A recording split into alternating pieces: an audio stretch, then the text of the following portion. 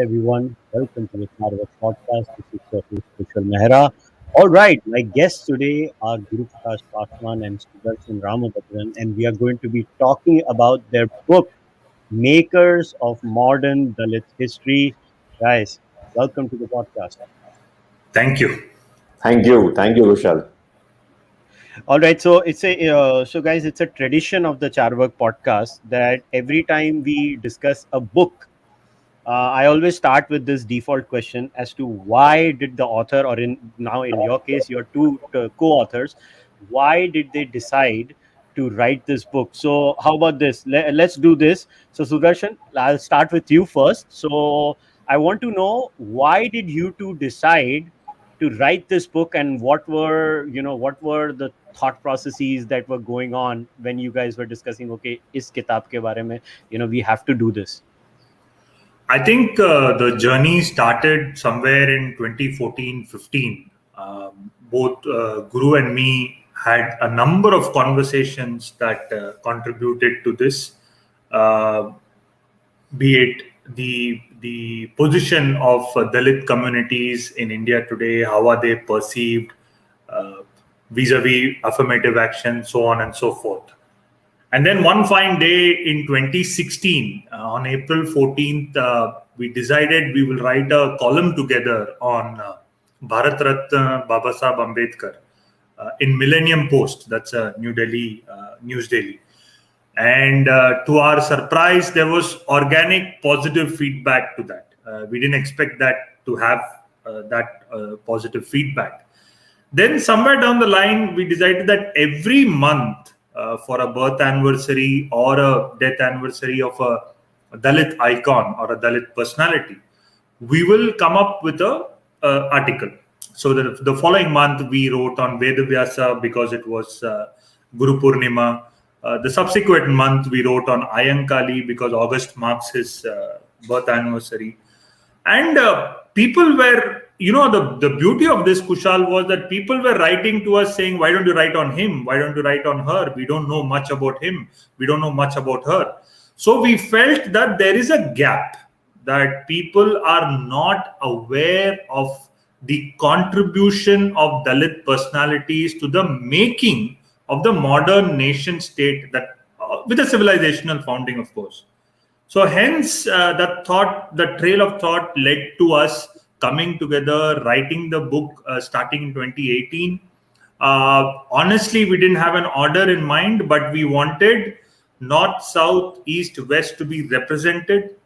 We wanted various fields to be represented. We look at a political empowerment. We look at Indian Foreign Service. We look at poetry. We look at spirituality, things like that. So we said, these 18 personalities will focus from the past, and the introduction, as you have already said, lays out the broad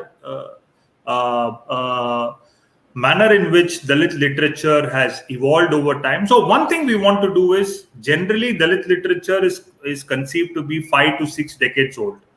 What both of us are attempting, and it is just tip of the iceberg, is to widen the sweep to say that Dalit literature has an even bigger history. We go back 5,000 years plus, etc. And in the conclusion, we have focused on certain contemporary personalities who have probably taken inspiration from these past 18 personalities, and then lay a possible futuristic roadmap in the book. That is the journey of the book. Now, Guru, I wanted to actually share. Obviously, you and I have known each other for a while. We've had so many conversations offline about, how this kind of narrative needs to be shared. I mean, मुझे याद है हमने कितनी बार phone पे इस विषय पे बात की हुई है. So my question to you is slightly different. So when you two were like, okay, we have to write about this. So the process of actually deciding which particular personality do you guys choose? So how did you guys do that, Guru? Kushal, at the outset, thank you so much for having both of us on your podcast. And over the course of last couple of years, yes, I have benefited immensely from, apart from our conversations, listening to your very serious podcast on myriad issues, which otherwise I wouldn't have come across, I wouldn't have researched, I wouldn't have stumbled upon. But the aspects that you touch in your podcast, they're really meaningful and intellectually empowering to many of us. Now, coming to your question, Kushal, it's very important that, as Sudarshan also mentioned, that the personalities in this book, and in a way, I would also like to add to what Sudarshan said, that this book is also, in a sense, is a journey of our relationship, is a journey of our friendship, which has obviously matured over the course of last 5 6 years. And I still categorically remember that when we started as friends, we used to have some difficult conversations around, let's say, the issue of affirmative action, issue of reservation. And reservation, as we know today, is one of the polarizing issues, and people tend to have very hard positions on that. So that was one. And over the course, we had many conversations. And one such day, we decided, no, let's start writing, let's start uncovering the real issues, the real challenges that the Dalit discourse has. And Dalit discourse, in a way, has been dominated by this narrative of victimhood, that no, Dalits have been the victims of the past. I'm not denying that. But at the same time, there are stories of icons. बहुत सारे ऐसे महापुरुष हैं, बहुत सारी ऐसी विभूतियां हैं. They inspire confidence. They inspire social confidence. They inspire confidence in the communities that has been marginalized for God knows since when.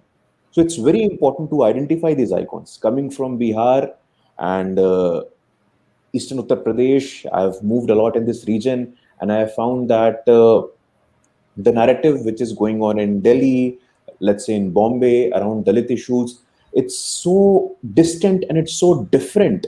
The real issues on the ground are really, they do not have any connection with whatever the narrative makers or the discourse builders are saying.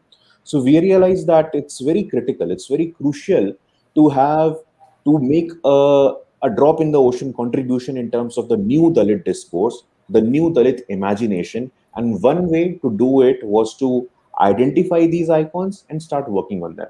First such action together was an exercise in uncovering the aspects and different layers of personality of, let's say, Baba Saheb Ambedkar. Today, sadly, unfortunately, the present generation and even historians and the scholars and political activists, they have restricted the legacy of Baba Saheb Ambedkar as a mere leader of the depressed classes. सिर्फ वंचितों के नेता के रूप में बाबा साहेब अम्बेडकर को स्मरण किया जाता है. I'm sure you are aware, Baba Saheb as an economist. What a phenomenal economist he was. Baba Saheb as an anthropologist. Baba Saheb as a foreign policy visionary. He was the first Indian politician during that time, Kushal, who anticipated the threat from China and made this statement on record in the Constituent Assembly that we should have Tibet as a buffer state. So just look at the vision and the imagination of the man. Look at the intellectual dexterity of the man. But sadly today, unfortunately, because of some agenda, some political propaganda, we now only remember him, and that's the saddest part. And that was one pain. वो पीड़ा एक हम लोगों के मन में थी, और वो एक दर्द था हम लोगों के मन में कि भाई ऐसा क्यों होता है? Why do you restrict such an intellectual colossus as a mere leader of one particular section of the society? And this stands true for each and every icon that we have covered in this book. Saints like Janabai, Soyarabai, Savitribai Phule, Kallave, the first Dalit woman poet from 12th century in Kerala. Can you imagine? We are just not aware of that. And unfortunately, only one strand of this thought, only one strand of Dalit narrative is being pushed. And we are all aware that who all are behind it and what sort of narratives they want to do it. And like you also said in the outset, that the introduction is the most critical and the most crucial part of this book, I would say, because it lays down the direction in which the book intends to go. It is just a drop in the ocean. We have tried our best to outline the challenges, the issues, and the direction in which the Dalit conversation is going. But we are happy, and let me put this on record, that the conversation around caste has started in a very objective and dispassionate manner.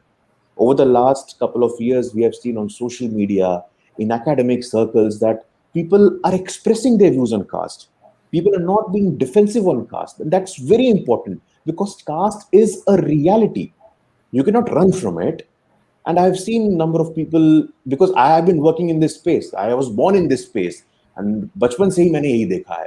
But whenever you see, you go to a city, you sit in a university, I don't believe in caste. Caste is a thing of past. My goodness, who are you trying to fool? किसको बेवकूफ बना रहे हैं आप? मतलब ये सच्चाई है, ये समाज की सच्चाई है कि भाई जाति एक सत्य है समाज में, और जाति से भागना, caste denialism, that caste blindedness is definitely not a solution to it.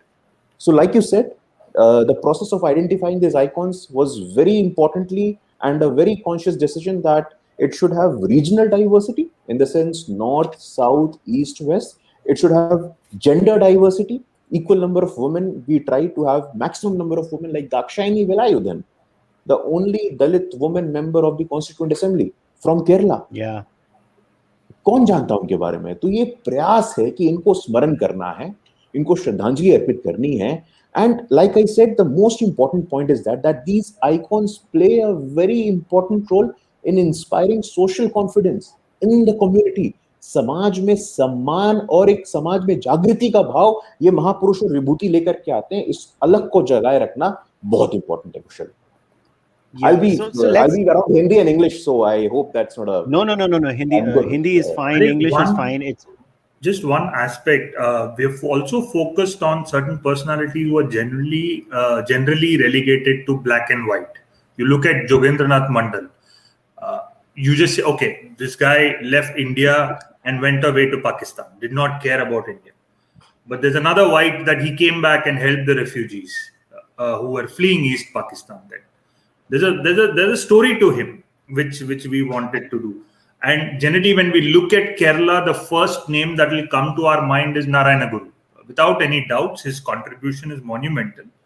But here we are focused on a fascinating personality, Ayankali, who in fact, foreshadowed what Ambedkar spoke and acted upon in the Constituent Assembly when he enforced reservations.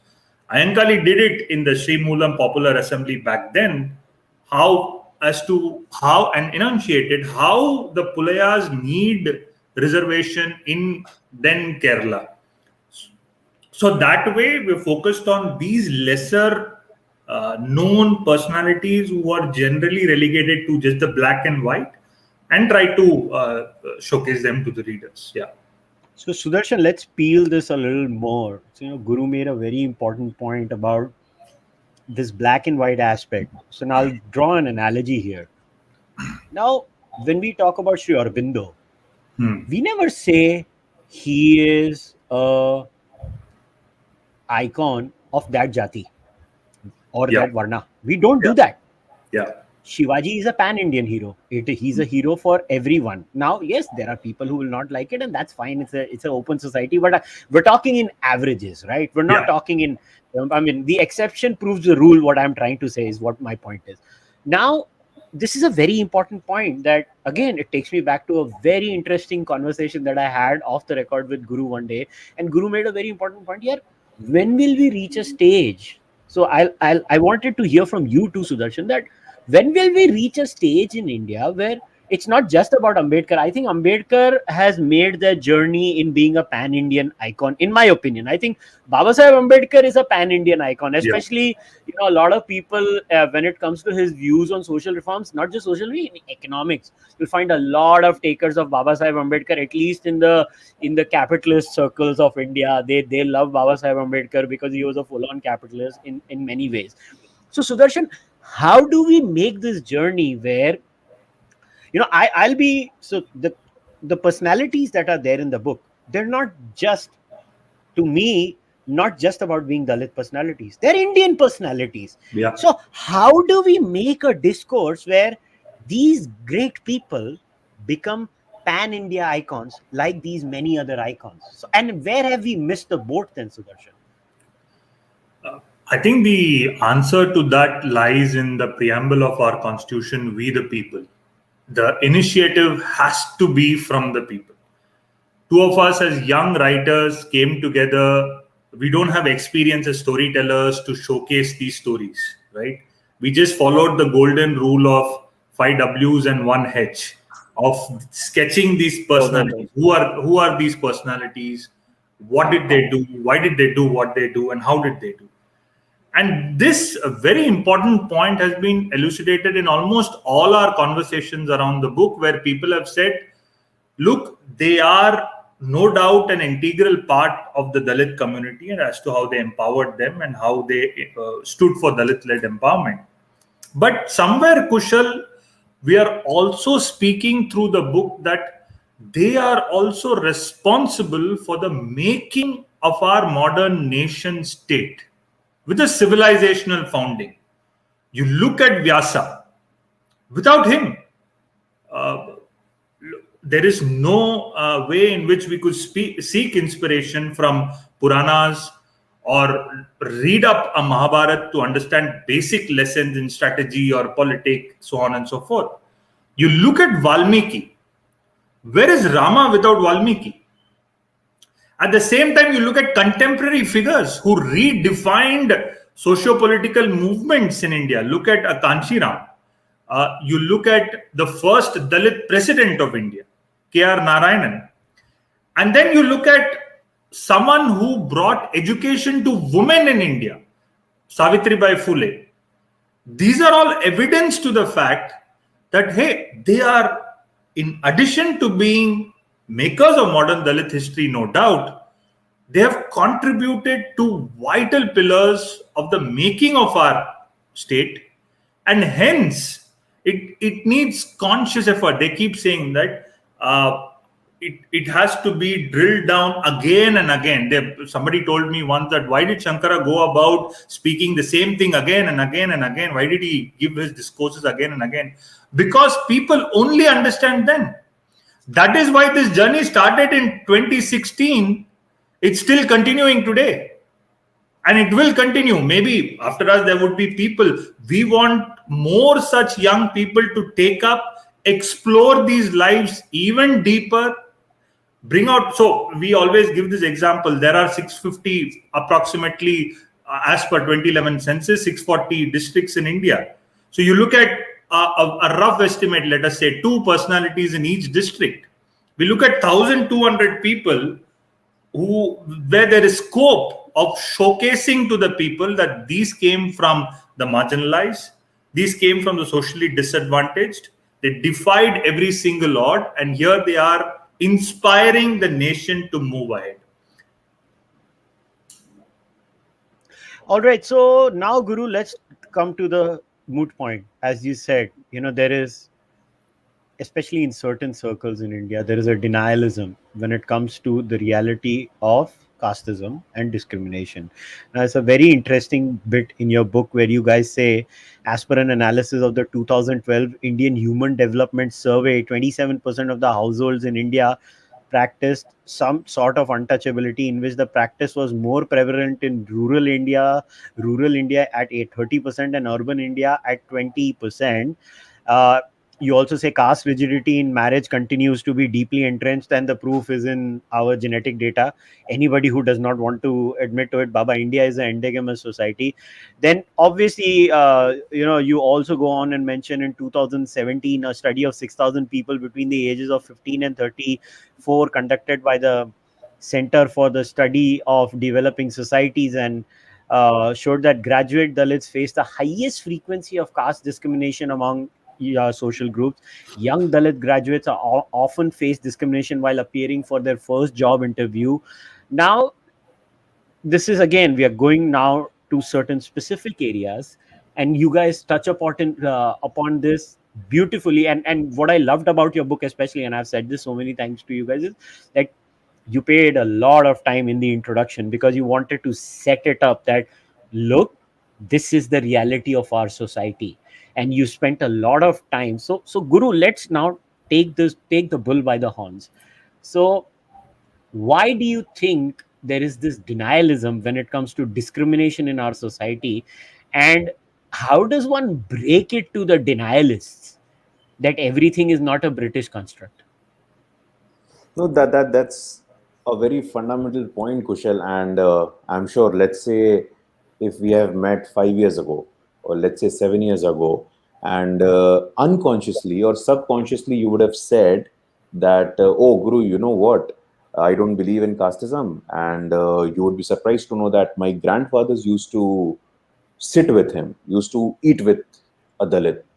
We always allowed a Dalit to enter our house. What kind of hypocrisy is this? If your grandfather treated a human being as a human being, you are wearing it as a badge of honor. People still do that. Trust me, people still do that. And I move in circles. I have acquired a certain level of mobility, and I have seen people saying this. अरे क्या बात करते हो, हमारे दादाजी तो साथ में बैठते थे. तो एक मानव जाति को, एक मनुष्य को मनुष्य की तरह आप व्यवहार करते थे और आपको लगता था आप एहसान करते थे. Yeah. I'm not going there that whether it's a British construct or a medieval construct, but this conversation is happening real time in front of our eyes, and we are facing it. And this has become so commonplace these days that even today, Kushal, there are people on social media. There are people of social media. They keep mentioning this point. मेरे समझ से परे है. It's beyond my comprehension कि भाई एक आदमी को आदमी की तरह आप व्यवहार करते हैं और उसको आप ऐसे बिल्कुल आप बताते हैं. So we have to accept it, and this is something which you have rightly picked it up from our introduction, that the challenges exist. There was an interesting study done, I think, a couple of years ago, when two sets of CVs were sent to a private corporation, and one set of CVs had lesser number of marks, another set of CVs had higher number of marks, but the CV with lesser number of marks had general category, the CV with higher number of marks had scheduled caste. You would be surprised to know that the private corporation chose the set of CVs with lesser marks but with general category students. It is a study, Kushal. It is a study by Mr. Sukhdev Thorat. It's published in Economic and Political Weekly. I'm basing my argument on the basis of evidence. This is a written article. So this thing is very much here. And when this argument of merit comes, merit again is such a relative concept. Merit again is a very difficult concept to understand.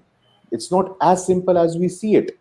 So it's very critical. And like I said in my opening remarks as well, I'm happy that people have now started having conversation around this.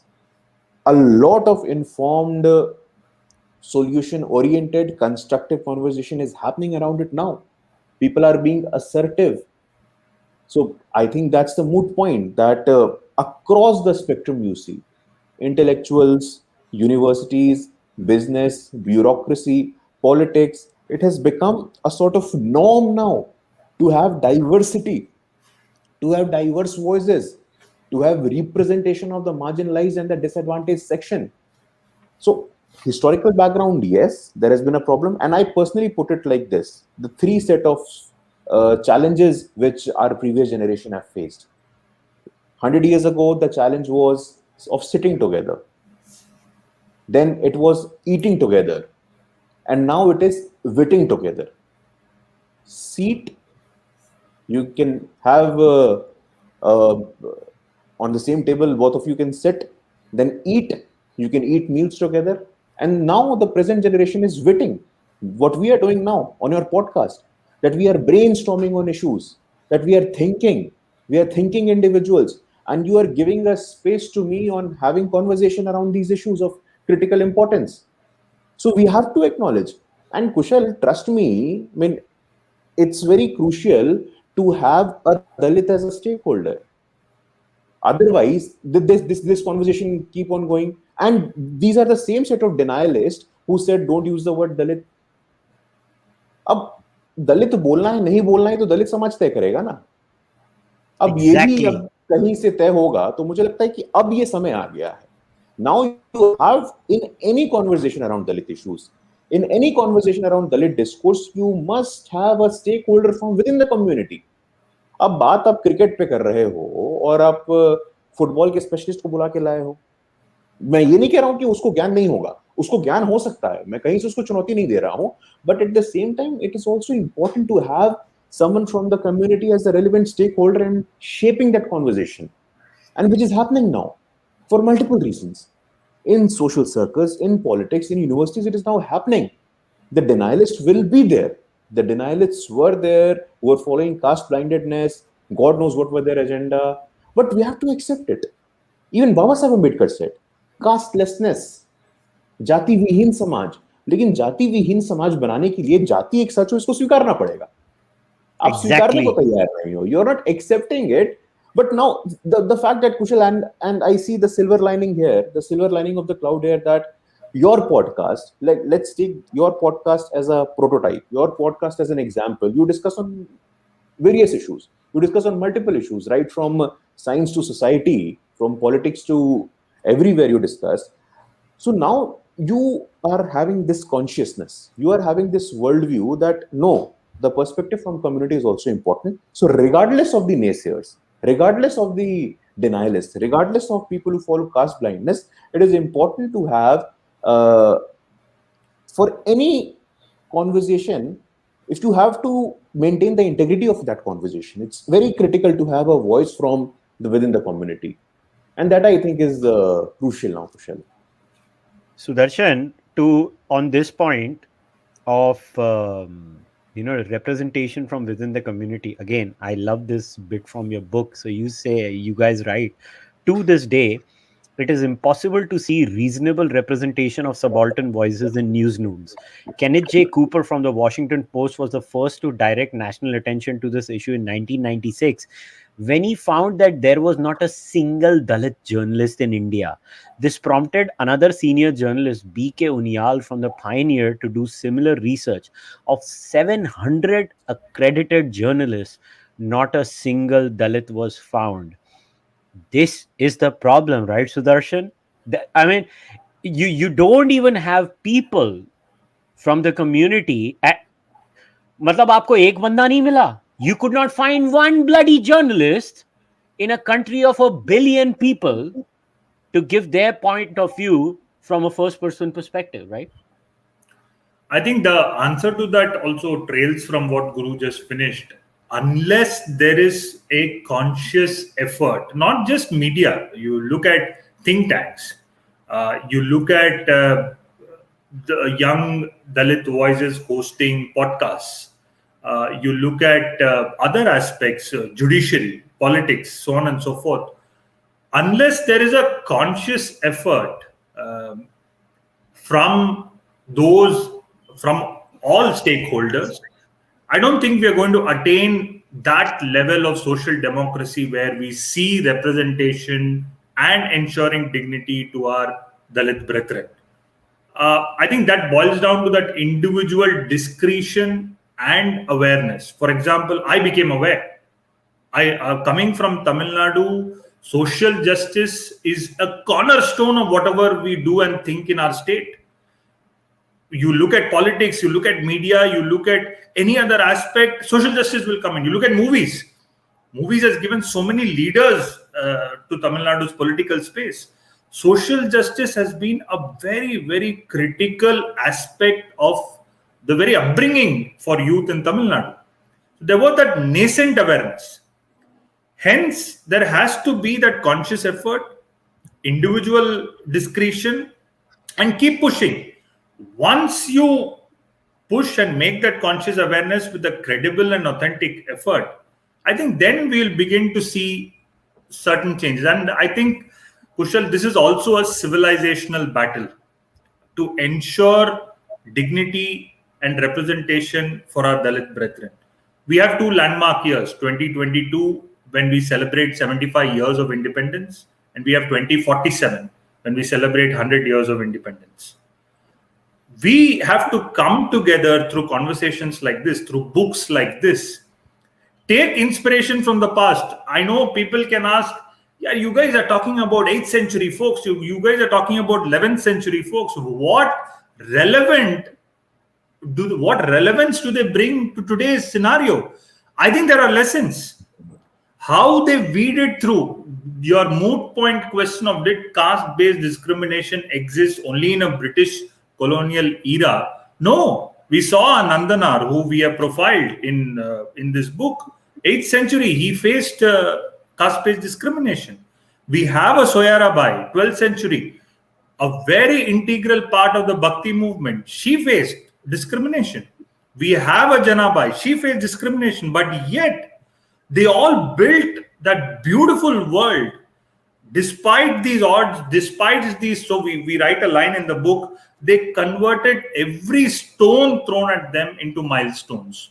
And this is not just we are saying in some letters, it is in spirit. We have seen it. So researching about these guys also can be enabling for writers, right? You grow as a person. You research about a Soyarabai, you research about a Janabai, you know, oh, this is what they went through to carve out what they stand for today. So hence, it did exist before that. They defied every single odds, and we can take important lessons, be it ensuring dignity and representation from these past icons, and that is the intention of this book. Yeah, and now let's throw some more data in here, Guru. Again, it's my job to highlight these points because I'm sick and tired of the denialists where every time and Guru, तुम बहुत you're too nice. मतलब I'm known to be थोड़ा टेढ़ा. तो मैं सुना देता हूँ बातों में. But when I read, when I was, I mean, I don't want to share the kind of emails I wrote to you guys as I was reading your book chapter by chapter. I don't want to use that language over here because that language was far more colorful as I was reading the book. But the point is that, I'm from Punjab. How many people know these basic facts that the highest concentration of Dalits in India is in Punjab? I'm telling you, you know what the so-called culture and the pop culture image of Punjab is? You listen to Punjabis, I'll literally say in Punjabi, like, ਸਾਡੇ ਇੱਥੇ ਤੇ ਕੁਝ ਹੁੰਦਾ ਹੀ ਨਹੀਂ ਜੀ, ਅਸੀਂ ਤੇ ਸਾਰੇ ਸਮਾਜ ਨੇ ਸਾਰਾ ਇਹ ਸਿਆਪਾ ਖਤਮ ਕਰ ਦਿੱਤਾ, हमने तो ये कुछ होने ही नहीं दिया, we finished it all. And then you look at the land holding patterns in Punjab, and in all the states in India, Punjab is the worst when it comes to land holding patterns and Dalits holding land. But again, I want to quote something over here that you mentioned, Guru, that in the states with history of feudalism, Dalits are much more likely to work as agricultural laborers in Bihar, Haryana, Punjab, Gujarat, Andhra Pradesh, Tamil Nadu, and Kerala. Nearly all Dalit farmers are agricultural laborers. In most districts, the figure is about 90%. You talk about, on one hand, you talk about denialism, and then this data comes and hits you with a hammer right on your face. So tell me, Guru, this is my question. The reason I'm throwing data is because data matters. But then, as they say, there is something called the backfire effect. The more data you present to a person, they double down on their own cherished belief. So how do we deal with this? No, Kushal, like you said, Punjab is obviously one state with the highest concentration. If I am not mistaken, 33% is the latest percentage of Dalit population in Punjab. And like you said, the pop culture imagination or the pop culture vision of Punjab is no, everything is fine in Punjab. Sada Punjab is excellent. Sada Punjab is already there, the utopian state. फसलें लहलहा रही हैं, गाने चल रहे हैं, कुड़ियाँ, vehicle, and the different vision of pop culture imagination of Punjab is so unrealistic, I would say, because you say, even if you look at it, if I make it more contemporaneous, you see the Andolan that is happening, and it's being led by people who are obviously rich landholding farmers. The end beneficiary of, let's say, these reform are Chota Kisan, are Kam Bhumi Wala Kisan, and no one is talking about them. So the problem is that on the entire discourse on this farm bills or the entire discourse on this farm reforms, that Chota Kisan is missing. Who is that Chota Kisan? Who is that person with very less land? And that's why, that is where data becomes very important. Punjab, we know Sardar Udam Singh. Sardar Udam Singh comes from Punjab. Kanshi Ram, who has pioneered the most important Dalit movement post-independence, he comes from Punjab. Punjab is the only state with separate Gurudwaras for Dalits.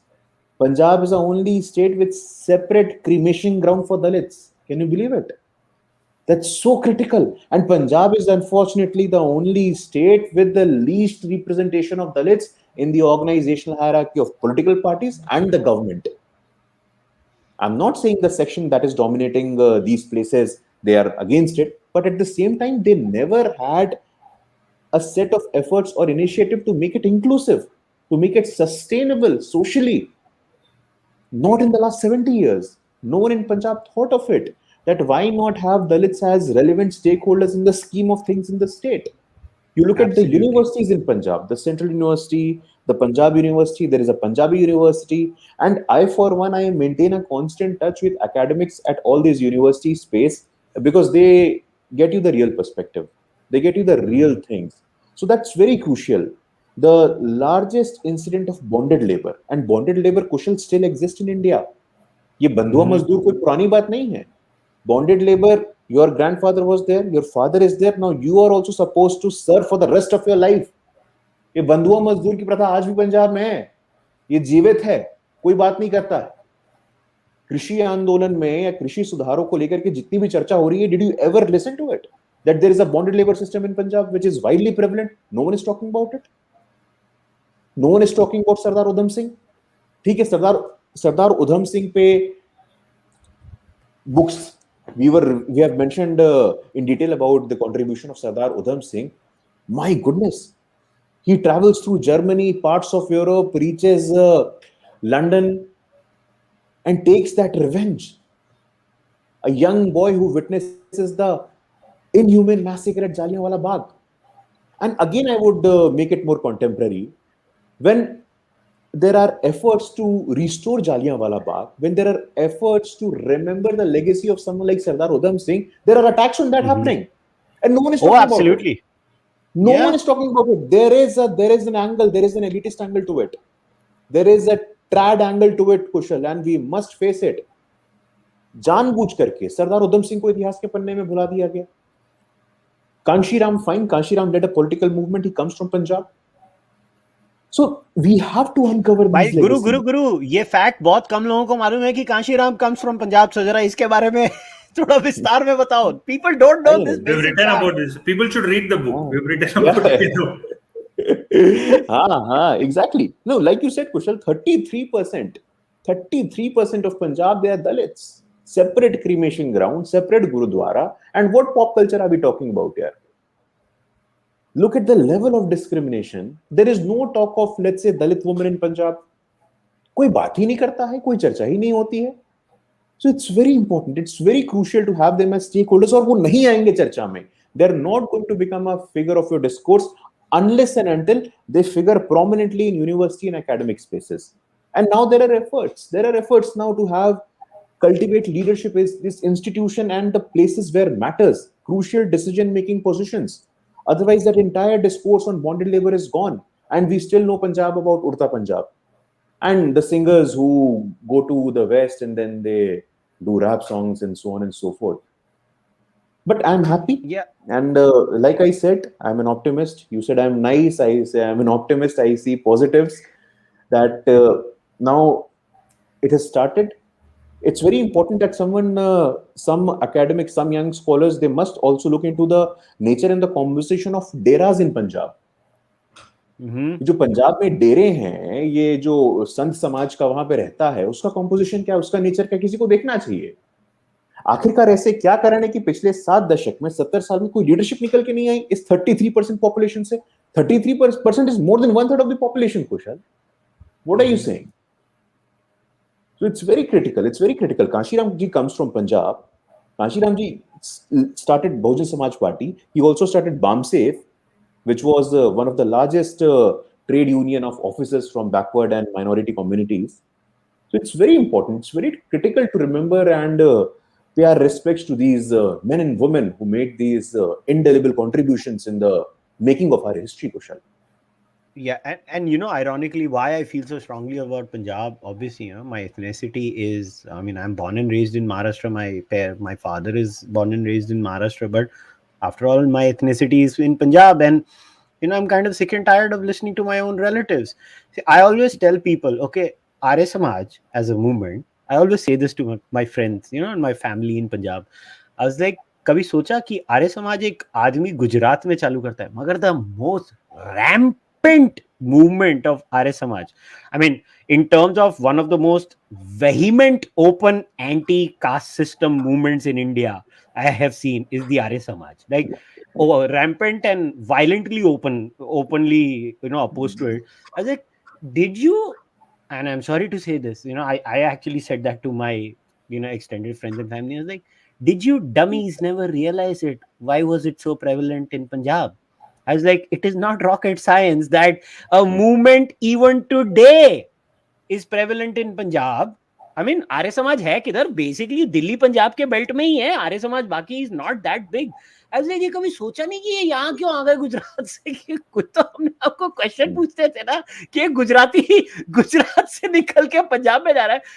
And look, let me be very open, and I know because again, because I am the foul mouthed one here. I read Punjabi lyrics. ये मत समझना कि Punjabi lyrics मतलब हम यहाँ पे रहते हैं इसका मतलब नहीं हम पंजाबी गाने नहीं सुनते और पंजाबी लिरिक्स नहीं पढ़ते. We notice the subtle supremacism in the lyrics all the time in this pop culture Punjabi music. I mean, what is Punjab? Punjab is only Jat Sikhs. मैं तो सीधा बोल रहा हूँ, पंजाब में जट सिखों के बियॉन्ड भी कुछ है कि नहीं? क्योंकि गाने सुनोगे तो जट्टा दा ए, जट्टी दा ओ भाई, जट के बियॉन्ड भी तो जा, रविदासिया दा ए, रामगढ़िया दा ओ भी कर ले कभी गलती से, वो तो कभी नहीं सुना मैंने.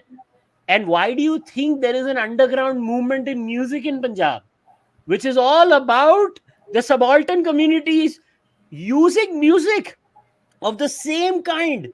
I mean, Bhangra, hip hop, Bhangra rap. How many people know about this? Like, all you need to do is Google or YouTube this stuff, and you'll be like, oh, these guys are replying to these people who have dominated the mainstream of music, and they're using their bars, their tunes, their ideas to hit back right at them. And then you say, Punjab mein kuch hai nahi ji. Punjab is everything, is everyone is holding hands and singing, songs and doing the gidda and the pangra, and it's annoying. And believe me, as a Punjabi, it annoys me to the core when this happens. But again, now Sudarshan, in fact, I just want to add yeah, that you referred to Ravidas ji. In fact, Ravidas ji's monumental contribution, which we have mentioned in the book, is also giving to the world the Gurmukhi Alphabet. Right, and that is a very integral part of Punjab today. And also, there is one instance we have detailed in the book where, of course, there are legends, there are oral stories that have come out to this effect. When I visited Varanasi too, they were saying that Guru Nanak, Kabir, and Ravidas met on a couple of occasions, and one of the single most important conversations they have had is centered around how to bring awareness for a cohesive society. I think for me that was fascinating. These are three very, very important figures in India. For them to meet together to discuss, I think the dialogue itself needs to be investigated.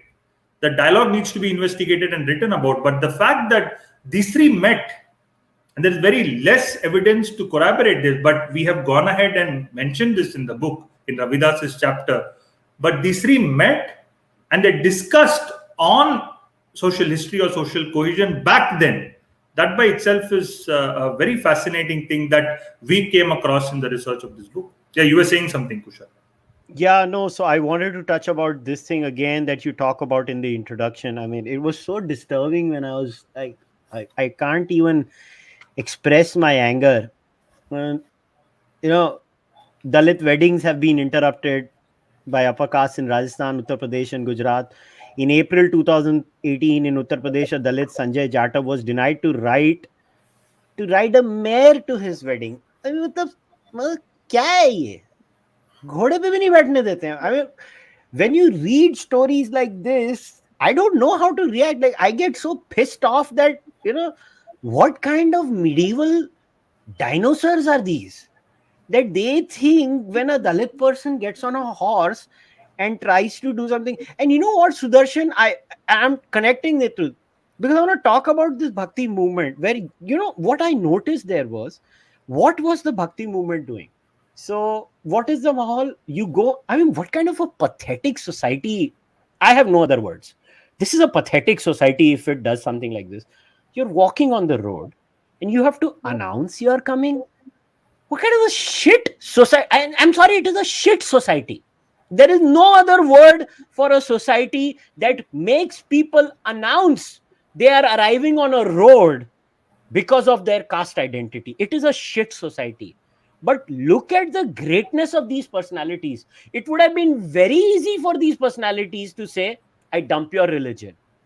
But what did these people do? They say, I'm not going to dump this. This is my Yeah. religion too. Yeah. I'm going to use the same rituals. I'm going to create my own parallel network. And I bring it back to the same day. Even the Dalit today.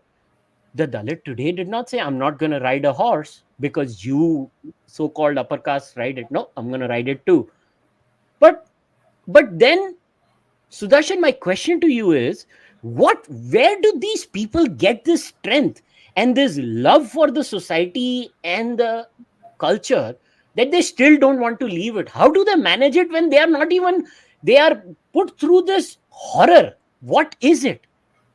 One word: clarity. I think each one, if you take 17 personalities out of the 18, Udam Singh, of course, used a violent method to showcase his assertion, but that was for a cause of Jallianwala Bagh, 2-decade-old massacre.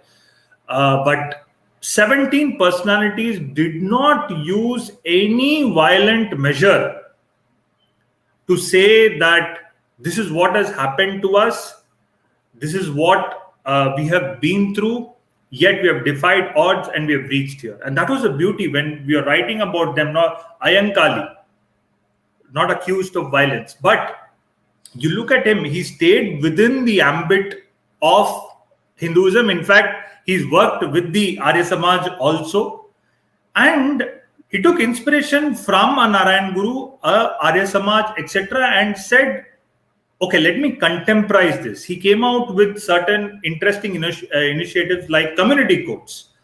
Back then, to envision community courts was a first. You look at Dakshayani Velayudan, you look at Babu Jagjeevan Ram. He got an offer to study, but his mother refused. He stayed within the ambit of Hinduism again. Likewise, we have focused on these personalities, and it comes to that clarity of mind that yes, there are deep-rooted divisions that exist in this system. We acknowledge that. What did Baba Sahib say? The one thing I like about the Hindus is that few of them are agitating towards the removal of these social evils. That is what he mentioned. There's a quote to this effect. But clarity contributing to them to say that yes, there are these deep-rooted divisions, but there is a way.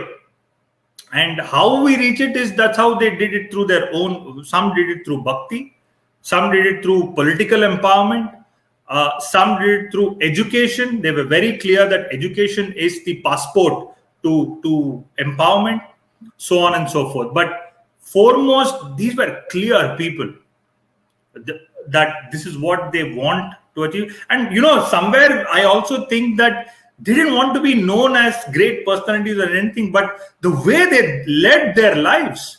Today in the West, they speak of inclusion, they speak of power of examples, right?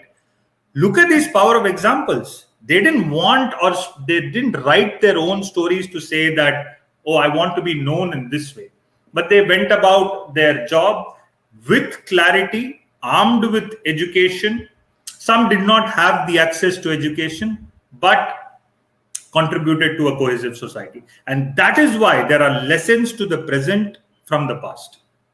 Yeah, and Guru, what fascinated me was that there are more than enough occasions in the book where we see, I always say this, if I can criticize Hindu philosophy openly on this podcast, I can criticize other religions too. And I use this word with full responsibility, the predatory faiths. We all know what the predatory faiths are in terms of proselytization. There have been more than multiple occasions, even with these personalities, where you see this, oh, you convert. And the personality in the book says, nope, not going anywhere. This is my society. This is my identity. Because for them, converting meant their oppressor won, and they lost, and they were not willing to lose. They were willing to fight for what was rightfully theirs. And there are so many stories in our society where, we have stories of, how legends like the Murti of Krishna turns around because certain people were not allowed in the temple, and how Krishna turned for them, or other, devas and But devis there is a have. legend in a story of Nandanar that he was not allowed inside a Shiva temple. But there's a legend that the Nandi itself moved a little for him to gain access into the temple. Yeah, and see, this, what does this say? The message that I receive now, see, people, yeah, मैं नास्तिक हूँ, मुझे सब समझ पड़ता है इन चीजों के बारे में, but the point is, for me as a नास्तिक, the message here is that तुम कुछ भी कर लो. This is what the message I'm getting here, Guru, is तुम कुछ भी कर लो, मैं किधर नहीं जाने वाला हूँ. मैं यहाँ हूँ, ये देश मेरा है, ये हक मेरा है, और मैं मेरा वो हक लेके रहूंगा. एंड गुरु, ये स्ट्रेंथ कैसे आती है कि आप वायलेंट भी नहीं होते हो? ये स्ट्रेंथ कहाँ से लाता है आदमी, ये स्ट्रेंथ ऑफ कैरेक्टर? मेरे जैसा आदमी तो वायलेंट ही हो जाए. Yeah, Kushal, I come from Bihar, and we face an annual situation of flood here. And every time a flood happens, we see families shifting with their cows and goats. Over the course of decades, it has become a sense of normal for them. And I was there visiting, helping flood victims this time. I spoke to them, and I was surprised to see that there was no sense of anguish on their face. They know that it has become a part of their life. But coming back to your point, we must talk about Nami Samaj. So Nami Samaj, they're from Chhattisgarh, Dalit community. They were denied entry into the temple. You know what revolutionary thing they did? They inscribed the tattoo of Ram, Ram, Ram, Ram, Ram on their whole body and said, if you don't allow us entry into the temple, I will make my own body as my temple. मैं अपने आप को ही मंदिर बना लूंगा. कहां से ले जाओगे आप? कहां से छीन पाओगे जो सेंस ऑफ ओनरशिप है? The largest number of followers of Kavod Yatra, the largest number of people doing Chhat Parv in my region, they are from the marginalized communities. Which academic from JNU, which academic from Oxford or Cambridge, they're coming to do the study? But sitting there, someone like a Doniger would make an accusation. This is something I call pointlessness. Someone like Babu Jagjeevan Ram, you go to his residence, which is now converted as Babu Jagjeevan Ram Foundation, at the heart of Lutyens, Delhi. There is still that Tulsi Podha, which used to be watered every morning by wife of late Babu Jagjeevan Ram, Swargi Indrani Devi. Babu Jagjeevan Ram, an ardent follower and supporter of Shiv Narayani sect. Even Baba Saheb Ambedkar, after much deliberation, after much discussion, chooses a faith that is closest to India, an Indic faith, Buddhism. And today what is happening? Buddhism, as we know, is based around the principle of peace, non-violence, truth. Now you are adding army to Baba Saheb's name and trying to take political advantage of it. Look at the hypocrisy. Look at the sheer double standards of these people, man. Bhim army, what does it indicate? A man who professed peace, non-violence, cohesion, integration throughout his life. Not even once he advocated for violence. He had a lot of criticism, yes, but he had his articulation as well. He had his forums, he had his platforms. Constituent Assembly debates, look at it. He has put it forward. So never Kushal, in the course of history, as per my limited knowledge, Dalits ever were in the scheme of the disintegration forces of this country or of this civilization or this culture, whatever. But जानबूझ करके एक sense of narrative ऐसा बनाया गया है because of some propaganda who do not want to see this civilization flourish or sustain, कि नहीं भाई, ये तो disintegration में हुआ है. आज भी मैं बता रहा हूँ कुशल, आपको कांवड़ यात्रा देखो, छठ पर्व देखो आप, in our villages. And like I say, and rightly you pointed out that incident from Uttar Pradesh few years ago. Similar thing happened in Chennai. Near Chennai, a village, a Dalit boy was wearing the wristwatch, his hands were slit. हिम्मत कैसे की तुमने घड़ी पहनने की? And this is not happening 100 years ago. 1970 की बात नहीं कर रहा हूं मैं. couple of years ago. Atrocities. So it is a social question. एक social issue है. It's not a political issue. You do not attach it to political paradigm. Obviously, there are certain connotations to it. But like I say, that a place, any place in Bihar, it's not only separated by Delhi by 1,000 kilometers, but by 1,000 years. The mindset, the imagination, the thinking. But I can give you names of hundreds of icons. Marimai, Boromai, Raja Salhesh, Goraiya Baba. So there is an interesting story. So my community, what my forefathers did was pig rearing. And you know what was the reason behind it?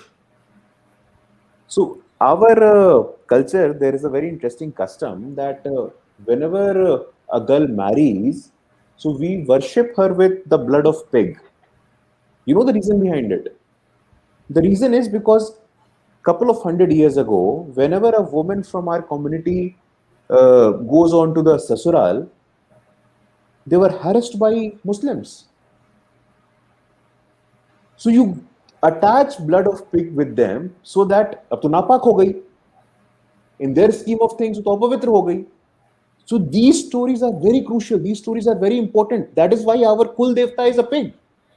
Goraiya Baba, Raja Salhesh. ये किसी को दिखता नहीं है. So these are some layers. Obviously, we want to initiate conversation.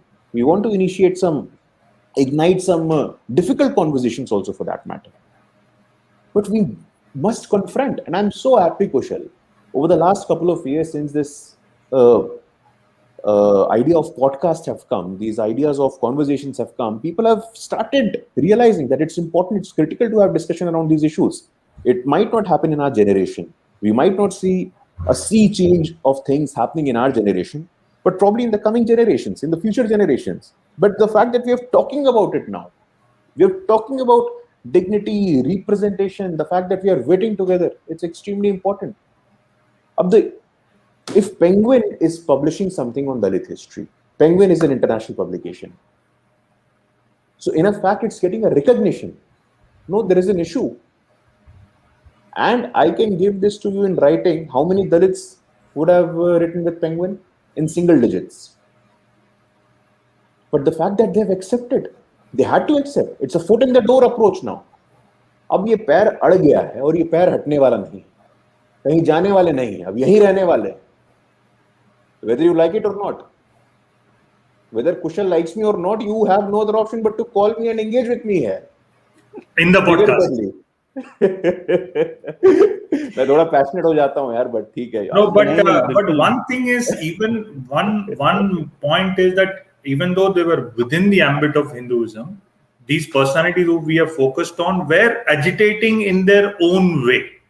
And we have tried to capture that in the book. And that is important for readers to identify. It is not that everything is hunky-dory and everything is fine. Absolutely. So but Sudarshan, so let me ask this question so that we unpack it, because I think it's relevant to the point you're making. So there is this standard apology, Sudarshan. We have to take it head on. Caste is a Western construct. You are all, it was like this. Oh, show us primary sources in pre-Mughal India. I mean, I don't know how else to say it. This is like asking. No, not only that. It is like telling an African American, show me the primary source of slavery existing in the era of slavery. I mean, what kind of a shitty question is this? How dare you ask such an insensitive question to somebody? First of all, should be, I mean, वो जो व्यक्ति ये प्रश्न पूछ रहा है उसको किधर तो चुल्लू भर पानी में जाके डूब मरना चाहिए सबसे पहले. Now, but how do we answer this, Sudarshan? This is why I had to put this on the record, because again, मेरा काम है ये एक तर्क कुतर्क किया जाता है, the kind of nonsense that gets peddled, to spin yarns around caste in certain sections of Hindu Samaj. It does not matter whether they are in the left or the non-left. I mean, when it comes to, spinning yarns about apologia of caste, I think we will beat Mahatma Gandhi in charkha weaving in that area. So how do we deal with that, Sudarshan? That's a very difficult question. But like I said, it is a civilizational battle. See, for us also, when we were writing the book also, we used to organize certain initiatives as an aside, in various parts of India. We've done it through spiritual organizations in Chennai.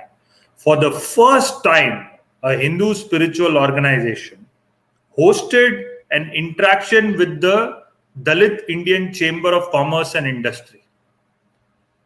And that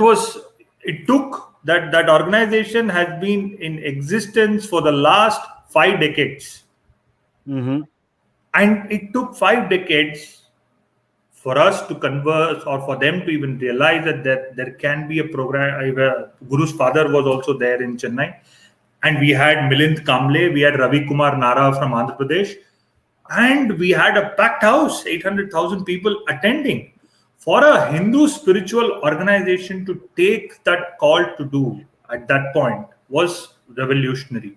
But even then, there were some apologists who said that, why are you showcasing Dalits? Or rather, why is the program just having Dalit speakers? Why should a spiritual organization which speaks of Vedant do this? But I'm glad that the spiritual organization stuck by its stand, did not issue any other comments or clarification. And so it's a work in progress. The moment you take an initiative, for us, there have been people who said, why are you calling this Makers of Modern Dalit History? Why can't it be Makers of Modern History? Makers of Modern Indian History? We said no. Like it was pointed out that one cannot comment on what the community seeks to be known as. And we've also detailed this. How important is the term Dalit? Individual effort, sanitization of the minds, and it is a long journey, Kushal. It cannot be, unfortunately, conversations are great, but it cannot be solved through a podcast, or it cannot be solved through one conversation. It takes a lot of thinking, it takes a lot of individual effort to realize that this is the problem, and what is the solution to this? For example, in Tamil Nadu, in southern Tamil Nadu, Ambedkar was not allowed to be taken in name form very recently because of the dominant communities there. A state which espouses Periyar to the world, which espouses social justice to the world, is not allowing a Bharat Ratna's name to be taken. Of course, now the situation is better because, again, we have detailed, there are some incredible Dalit filmmakers in Ranjit, in Mari Selvaraj, who are taking this conscious effort to tell the people at large, this is what the community went through. Look at it this way too, through movies. There's a recent movie which came out, Karnan. There was a riots that was denied by the entire government missionary, that this riots, the oppression on the Dalit community, the Devendra Kulavelala community, did not take place. The then judiciary in Tamil Nadu said did not take place. But the movie brought out the poignancy of that moment. It showed the oppression. And I'm glad that such efforts are being made. So through literary pursuits such as this, definitely through conversations such as this, through mediums such as movies, only then can change be discernible. And that is happening. It is happening in various parts of India. It is happening amongst the young. The young are taking the initiative to take it to the old and the mid-career professionals. So I'm happy in that way, but it is a long journey. Yeah, it is. And you touched upon this, and Guru, I wanted to hear your views also, and then we'll take a couple of questions from our live viewers also. I think people often don't realize the importance of urbanization and free market policies when it comes to destroying this edifice of caste and casteism. And I remember, this takes me back when you had come on the podcast last time, and I had we had discussed the Dalit Chamber of Commerce then too, and the importance of entrepreneurship.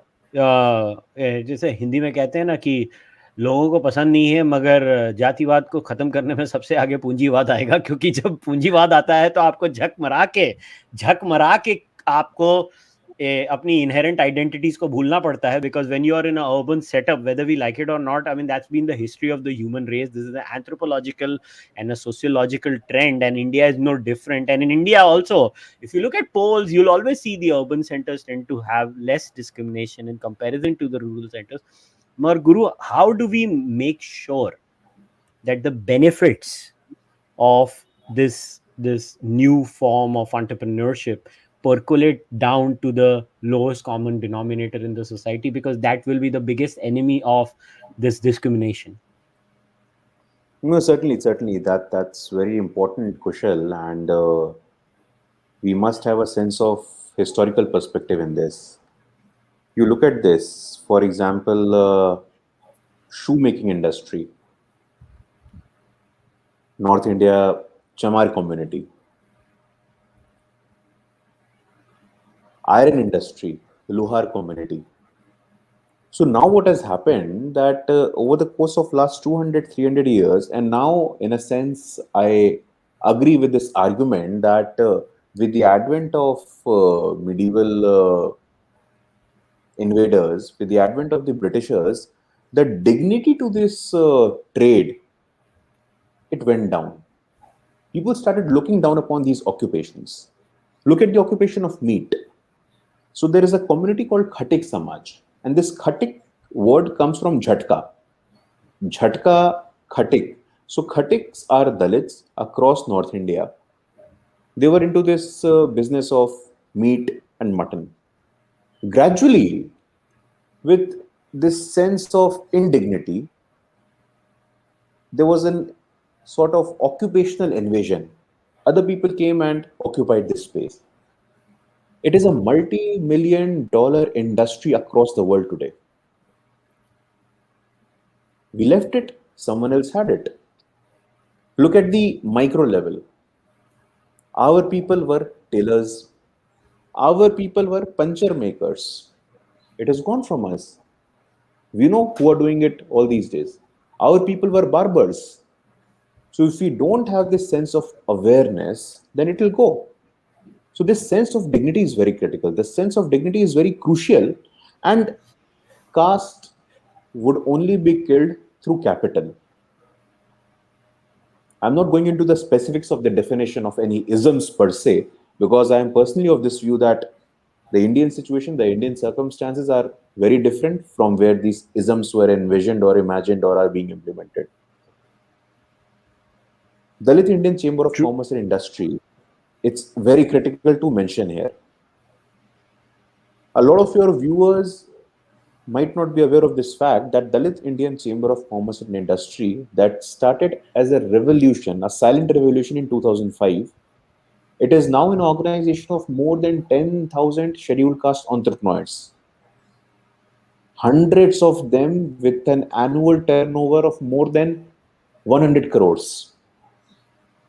I remember one Mr. Makwana from Gujarat. He has an annual turnover of 1,000 crores in Gujarat. No one is talking about him. So these are some of the stories. Mr. Milind Kamble, who has founded this movement, Dalit Indian Chamber of Commerce and Industry. He is one of the real estate construction leader in the region of Maharashtra, apart from being a social leader of this movement as well. So it's very critical, first, to go back to our traditional occupation, remove that sense of indignity from it, and also explore avenues that are beyond the conventional contours of constitution. And I say this with a lot of caution. There are various avenues. Like Sudarshan also said, civil society, business, entrepreneurship, media, you mentioned rightly, but now with this advent of digital media, there are a lot of space which is coming up. And I see it on social media, that there are handles, there are YouTube channels that they're now asserting their perspective. So that's very crucial. That's very critical that we look beyond the conventional and the comfortable contours of the constitution. We must go and engage with these entrepreneurial instincts. The government of India has laid out a huge plan. There is a national SC/ST hub as well. So let's see. I mean, it's like Sudarshan said, it's a work in progress. But with initiatives like Dicky, with initiatives like Dalit Indian Chamber of Commerce and Industry, giving hand-holding support, giving mentorship, giving the sense of network, the sense of community network is very important. Yeah. Like I'm sure in the traditional elitist societies, there is a sense of network. There is a sense of hand-holding. If I am a first-generation entrepreneur, I would not get all these. But if I'm coming from Yeah. a traditional Bania community, for illustration purposes, I am saying that I will know someone who can provide me access to credit. I will know someone who can give me access to market. I will know someone who can give me access to manpower. I will know someone who can give me access to capital, labor, and market. तो ये important है. And through the Dalit Indian Chamber of Commerce and Industry, this sense of networking is coming. And that is something which is very crucial. That is something which is very critical. Many schemes, Stand Up India, Venture Capital Fund support, it's there by the government of India. But as a community, we must also do this introspection and turn the searchlight inwards that the occupation that we left because of this false propaganda of indignity. Now there are multi-million industries. And I say this all the time. आज का सबसे बड़ा चमार कौन है? बाटा. आज का सबसे बड़ा लोहार कौन है? टाटा. तो जो काम हमने और आपने छोड़ दिया वो टाटा और बाटा कर रहा है और हम वहां पे काम कर रहे हैं. So these are some interesting questions. These are some interesting conversation that must happen, and we must confront these realities threadbare now, Kushal. All right. Now let me take a few questions, a couple of questions. So Sudarshan, this is both of you can answer this. So Sudarshan, first you.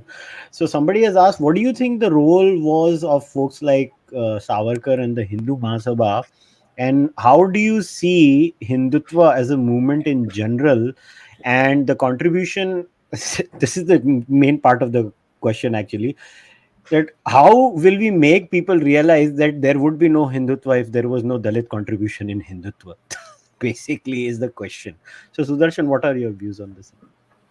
I think one very important example we have mentioned in the book, in the chapter of Nandanar, is when the Vishwa Hindu Parishad came into being.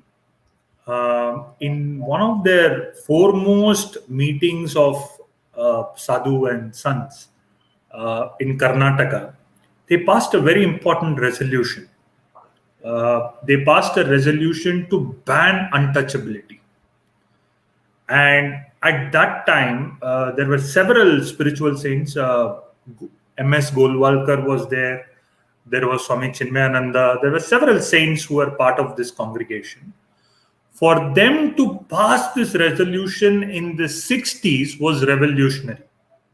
And even today, analysts have pointed out who do not agree with this, with the worldview of an RSS or so on and so forth, have said how revolutionary this move was for the spiritual society to come out and say, to pass a resolution in one of their foremost meetings of a very, very small organization, to say that back then, to say that let the society come together to ban untouchability. There are various examples like this. There was one initiative, the RSS initiative, one well, one crematorium, and one community, right, Guru? That was the initiative of the Sangh as well. So it is, I don't want to bracket it again. So the intention of the book is, it is an ideology agnostic book, if I may say. So Absolutely. I can vouch for that. I've read it. Yeah. So we don't want to bracket it, yaar, this ये group को इसने ऐसा किया, इसका relation ऐसा हुआ, so therefore this group has done well, this group didn't do well. Yes, the Indian National Congress in the first 3 decades of its existence did not pass a single resolution on untouchability. That is a fact that we have written in the introduction also. But we want to place the facts and say that there are various components to this. So, like Guru said, this is a social issue. It's not a political issue where political groups take advantage and say that, hey, we have a solution to this. It is more of a social issue, and there are various examples. For us, it was fascinating that in the 60s, in the first meeting, in one of the foremost meetings, the resolution was passed by leading spiritual folks to say that, look, let us ban untouchability, and that stood out. Yeah, and there is a famous episode of an exchange between the then Sarasanga Chalak Guru Gurwalkar and Swami Karpatri Maharaj, where Swami Karpatri Maharaj said, "अरे ये कैसे चलेगा? Temple entry तो नहीं होनी चाहिए, ये वो." And Guru Gurwalkar said, "होने वाली है, जो करना है कर लो." So, and the legend says that the gentleman who did not like it was very vocal about it. But and I think I'd recommend everyone to listen to an interesting anecdote and a story between Lal Krishna Advani and Karpatri Maharaj, where how Lal Krishna Advani and Karpatri Maharaj had an interaction, and then how Advani ji decided कि मैं इनके साथ कभी काम नहीं करूँगा. तो सुनना चाहिए पॉडकास्ट पे जाके. कंचन दा ने बहुत ही सुंदर तरीके से एक कहानी बताई है. But Guru, somebody has asked a question about Punjab, so it's my duty to ask. If I can add to what Sudarshan said, and it's very important that we see a lot of similarities between Baba Sahib Ambedkar and Savarkar, and this relationship, this interface, no one is talking about. You see, both of them, they started the temple entry movement around the same time, Ratnagiri temple movement. So both of them were ardent supporters of this view that access to temple must not be a hindrance. Both of them were avid non-vegetarians. And their perspective on the radical Islamic fundamentalism. So I'm reading this quote from Baba Sahib Ambedkar. It's in Hindi. He speaks about Islamic brotherhood. And he categorically says, this is Baba Sahib, the quote, Islami bhatritva, Islami brotherhood, Vishwavyapi bhatrit nahi hai. So Islamic brotherhood is not a global brotherhood. वह मुसलमानों का मुसलमानों को लेकर ही है. It's for the Muslim, by the Muslims, of the Muslims. उनमें एक बंधुत्व है, लेकिन उसका उपयोग उनकी एकता तक ही सीमित है. जो उसके बाहर है, उनके लिए उनमें घृणा व शत्रुत्व के अलावा और कुछ नहीं है. इस्लाम एक सच्चे मुसलमान को कभी भी भारत को अपनी मातृभूमि तथा हिंदू को अपने सगे के रूप में मान्यता नहीं दे सकता है. That's very important. That's very revealing. And you see, at some level, Baba Sahib Ambedkar and Savarkar's viewpoint on castelessness, on the civilizational threats, and on this strand of radical Islamic fundamentalism, they're so similar and no one is talking about it. The question that your viewer asked about this Hindutva matrix and the position of Dalit in this Hindutva matrix, there cannot be any Hindutva without the element of Dalit imagination. That's very critical. Like I said, Chhat, Kamvad Yatra, Ram Nami Samaj, Babu Jagjeevan Ram, even for that matter, Baba Sahib Ambedkar. This is a matter of scholarship. Baba Sahib had a lot of criticism about Hinduism, fine. But during the last days of his life, he chooses a faith that is closest to India, an Indic faith. He did not go to any of those predatory Abrahamic faiths. And there was a reason behind it. What was going on in his mind? That is something which you must explore dispassionately, objectively, and academically. So it's very critical. Hindutva, people might say it has some political connotation, but it's there in all of us. It's there in our lives. So it's very critical. I think academically इसको देखेंगे तो समझ में आएगा कि जब भी अब Sudarshan spoke about the O2B resolution, that untouchability must go lock, stock and barrel. Bala Sahib Devras, leader of RSS, he said this on record that if there is any book that advocates for untouchability, I will burn that book. अगर कोई ऐसी पुस्तक है जो कहती है छुआछूत स्वीकार्य है, तो मैं ऐसी किसी पुस्तक में नहीं मानता हूं. Today, Kushal, political empowerment and political representation. There is a reason behind the political support behind the Bharatiya Janata Party. Maximum number of Dalit MLAs and MPs, formed the Bharatiya Janata Party. Why are they supporting the Bharatiya Janata Party? There is a reason behind it. You are giving them space. No other political outfit, no other political platform never gave a thought, never spared a thought for them. The political parties that were founded in the name of social justice, post 90s, you see, after the Yeah. mandalization of politics happened, what did they do? They started from Jamaat. They took a pause on Jat. And they finally, eventually, ultimately restricted themselves to Parivar. बहुजन से बात शुरू की, एक जाति पे गाड़ी रुकी और फिर परिवार पे रुक गए. तो ये सोशल जस्टिस चर्निंग में भी बहुत सारे पर्सपेक्टिव हैं, बहुत सारे लेयर्स हैं. So it's very crucial to uncover and understand those aspects as well, Kushal. And I just want to state it on the record. I've never hidden my political leaning on this podcast from day one. I am a BJP voter. कोई शर्म नहीं आती मुझे ये बोलने में. It's a democracy. I am very open. If anybody follows me on social media, they'll be like कि किस किस्म का बीजेपी वोटर है, हर तीसरे दिन बीजेपी को क्रिटिसाइज करता है. But that's part of a system and a society, and I have no qualms in. And let me Democratic state, tradition. yeah, and let me put it on record. I mean, along with a dear friend of mine, Abhinav Prakash Singh, I mean, we are pushing and we are saying this with full responsibility that in fact Hindutva is the classical modernity of India. It is, one of the biggest reasons that the left wing worldview did not succeed beyond a point in India is like, what does the left do? The classical left narrative is find hierarchies in a society. They're very good at identifying hierarchies. You have to give credit where it's due to the left. They find hierarchies very instantly. It's as if their, intellectual and mental radar is always hierarchy finding. So they find it and then they tell the others in the society, ki, look, your hierarchies are getting rigid. Watch out. What does a Hindutva movement do?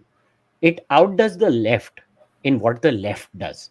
Hindutva is the movement that says, oh my God, look at all these hierarchies. You know what we do? We'll see, the left says, let us milk the hierarchies politically. Hindutva says, let us take a bulldozer and just ram and destroy this entire system completely. What a shit system. What kind of nonsense is this birth-based system? Let's just take a bulldozer and isko ukhad ke rondi do. I mean, anybody does not have to believe me. You just have to read Vikram Sampath's recent book, where he clearly showcases views of Savarkar and Ambedkar and the kind of exchanges Ambedkar and Savarkar have. And Ambedkar is like, where do we have our Savarkar to goes to the next extent where he says, Ambedkar, not only do we destroy the discrimination from the upper caste to the lower caste, we destroy the discrimination within the lower caste, we destroy the discrimination from the OBC to the scheduled castes and the scheduled tribes, we destroy this entire system and annihilate it to its core. I mean, what else do we want? I mean, it doesn't matter beyond a point. If it is like, so tomorrow somebody says gravity is real and that is my political opponent, I'm not going to start saying gravity is not real. I mean, if a point has merit in it, it has merit in it. But okay, so time to wrap today's discussion up. But so what I'll do is I will leave both of you with the closing comments. So Guru, first you. So before we wrap today's discussion up, I will, and then Sudarshan, you can come right after Guru does. So what are your closing comments? Read the book, obviously. It's right here in front of you. It's on Amazon. And like and at your nearest bookstore. Bookstore जाके भी खरीदे. Yeah, bookstore as well. Amazon पे भी है, bookstore पे भी है. And like we said, it's just a drop in the ocean. सूरज को दिया दिखाने के समान ये काम है, लेकिन काम है. Or a lot of your viewers, a lot of the viewers of your podcast, I'm sure they're conscious, aware, they're socially sensitive people, and they like the conversation around this issue.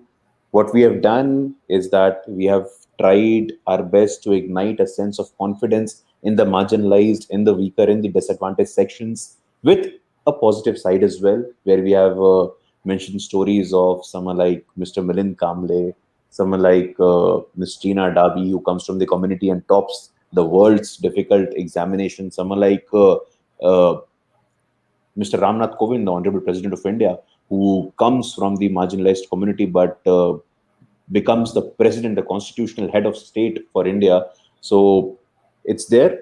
We are not at all brushing aside the reality of today. The social reality is there. The difference, the discrimination, the fault lines, they exist, and we are talking about it. But we are also talking about the steps that we can take, like representation, ensuring a sense of consciousness in our conversations as well. And do not say this anymore that हमारे दादा तो आपके दादा के साथ बैठते थे, आप एहसान नहीं करते थे, ये एक आदमी को आदमी की तरह व्यवहार करते थे, अच्छा करते थे आप. बट अब समय आ गया है जो कि the makers of our constitution, they also envisioned a fair and an equal society. So please go on, buy the book, read the book, and do share your feedbacks with us. Thank you. I think I have nothing to add to that. Um, Martin Luther King once said that we are all made by history. So I think each one of us, Indians, should be proud that somewhere we are inheritors of this legacy of all these stalwarts who have contributed to the making of our state. So this is a humble attempt, and what we would urge the young listeners, writers of Cārvāka podcast is perhaps take your own initiative to research on more such personalities. Bring out their stories. You needn't be a professional storyteller, but take the initiative to write about them, express about them, so that we give to the world an inclusive India, an encompassing India as we march towards our 100 years of independence. Please do give us your review of the book. We don't want the book to be accepted and said that, hey, great work, hey, good work, this is what we expected, so on and so forth. We want a lot of conversations to emerge. We want a lot of criticism to come so that we as youngsters will learn and commit to improvement the next time we undertake literary pursuits. Thank you so much, Kushal, for this opportunity. I must say, we were touched by your frank, honest feedback from the time you started reading page one. That is how we want every reader to react. I know it's a very far-fetched expectation. You are passionate about the subject, hence you were able to express freely at the outset itself. So we want readers to read with that intensity. If you can explain to the readers your experience of reading as well, that will be great for listeners here to pick up and read. So when they read with that commitment and intensity, then this book will be part of everybody's bookshelf.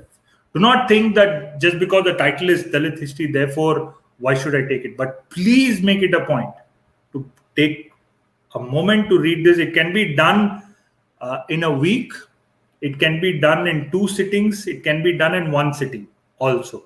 That's how easy, comprehensible language. Thank you so much, Kushal. All right. So, a few comments before we wrap today's podcast up. So I clearly remember the email I got from Sudarshan and Guru when they told me, okay, let's do a podcast, and I started reading it. And Sudarshan is right. I started reading it, and I have this habit when I know some people. Like, I don't do this with all book authors, but at least Guru and I go back a while, so I have that freedom with him. So I tend to read. I did this with Vikram Sampath. I annoyed him so much on WhatsApp. He must have been like, इसको मैंने मेरा phone number क्यों दे दिया है, मेरे को कितने message लिख रहा है. मैं book पढ़ते जाता था और विक्रम को लिखते जाता था. But this book will open your eyes to the reality of our society. I don't know how many times and I never get tired of saying this. And people, I've heard things like, "Oh, kushalmehra, you overdo this whole attack on Jati Varna." I was like, you know what? If you think I'm overdoing it, I will double down now. You have not seen me yet, because the moment you say it is overdoing it, I will go 2 times more just to annoy you, because you don't know anything. You just have to read the experiences they narrate in the book, till the extent that there was a time that, I'm saying this with full response, I literally punched the wall. And I remember emailing both of them and saying, I got so pissed off, I punched the wall. Because it is so horrifying to read something like this, that a human being has to go through this. Just think about it today. You're living in a society. You're in a lane, and you're a human being, and who enters a lane. And you have to shout, hang on, I'm here. Impure person is here. Pure people, please watch out. You have to be ashamed when you read something like this. I clearly remember once, Abhijit Iyer in one of those passionate, rants that he does. I don't know if it was on my podcast. I think it was on Sham's podcast where we do the weekly show. Abhijit said कि तुमको अगर किसी के पैर धोने चाहिए ना, Hinduism को जिसने बचाया है, तो इन लोगों के धो. Just look at the amount of trauma these communities have gone through, and they still don't leave the religion. माँ कसम मैं होता मैं तो छोड़ के भाग जाऊं. मेरे को तो दिमाग खराब हो जाता. बट दीज पीपल से तू मेरे को डिनाई करेगा, मैं मेरा मंदिर बनाऊंगा. तू मुझे बोलेगा मैं ये रिचुअल नहीं कर सकता हूँ, मैं भी ये रिचुअल करूंगा, मैं अपने स्टाइल में करूंगा. Because these people are the reason your faith is alive today, not your bloody apologetics that you indulge in on a daily basis. So please read this book. This book was an eye opener, and the best part about this book was for me a ready reckoner and a reference in an academic way, where now I can cite evidence, I can go to the source, I can pick the story, I can cite this. Because you guys don't realize that in the academic world citations matter a lot. I know हम लोग Twitter पे ट्वीटते रहेंगे और चीखते रहेंगे और चिल्लाते रहेंगे और हम बोलेंगे हम जीत गए, नहीं जीते, ऐसे नहीं होती है. जीत होती है जब आप किताबें लिखते हो, जीत होती है जब आप लॉन्ग फॉर्म पॉडकास्ट करते हो, जीत होती है जब आप साइट करते हो एक दूसरे को. This is why it is important. So again I am saying, अब normally I request, this time I am ordering all of you, each and everyone who takes me seriously, go and buy this book. You have to buy this book. Not only should you buy this book, you should gift it to 5 other people. That is your moral responsibility as an Indian, as a Hindu, that you tell people the stories and you take inspiration from these personalities. I'll wrap today's discussion over here. Again, the link to the book is going to be in the description of the podcast, whether it's the audio version or the video version. You can just go on the description. It is going to be one click. You just have to click it and buy the book. And on that note, I'll wrap today's discussion up. Again, like the video, subscribe to the channel. You can support the podcast either on YouTube or Patreon or through the merchandise or UPI. I'll try to bring as many interesting discussions as I can. I think next week we're having, on Monday we have Shadi Hamid, Wednesday Shrikant Talagiri is back, and on Friday we have Dr. Michael Keaton. So I'll see you guys next week. Until then, namaste, take care, goodbye.